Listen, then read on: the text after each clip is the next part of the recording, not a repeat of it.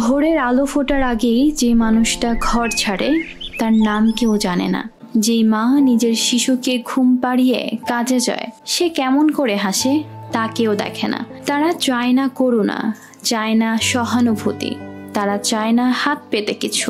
তারা চায় কেবল তাদের প্রাপ্যটা, ন্যায্য সম্মানটুকু, মানুষের মতো সুষ্ঠু সুন্দর এক জীবন। এইটুকু নিশ্চিত করলেই সভ্য সমাজের তালিকায় এক কদম এগিয়ে যাবে বাংলাদেশ।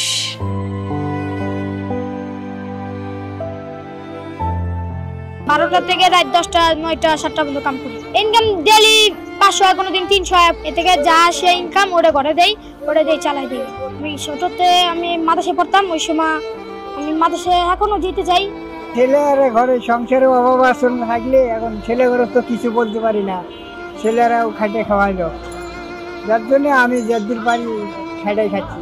সংসারের অভাব, মেয়ে 3টে আল্লাহ দিলে বিয়ে থাকি দিদি, সংসারে কোনো আয় ইনকাম নেই, এখন অভাব করি। দিন 400-500 টাকা ইনকাম হয়, এই নিয়ে চলি আর কি কোনো রকম। ছোটটা সংসার আছে, সংসারটুকু অভাব আছে। অভাবের কারণে একদিন আমার নিয়ে এখানে আসলো, আসার পর আমরা একটা কাজ দিল, কাজ দেওয়ার পরে সিঙ্গার বেচো, টাকা চায়, ওই টাকা চায়, এখানে মনে ব্যস্ত পারি না। এখান থেকে ওখানে দূরে নিতে পয়সা আমার সংসার চলে না, আয় রোজগার কোনো কিছু হয় না। দৈনিক খরচা আছে আমার 700-800 টাকা, ইনকাম হয় আমার 400-500 টাকা। সংসারে পোলা আছে, প্রতিবন্ধী, সমস্যা হয়। ওই যে মাসে দাওয়াই দেয়, খেগাই দেয়, ডেলি 20টা বস্তা ভাঙ্গি।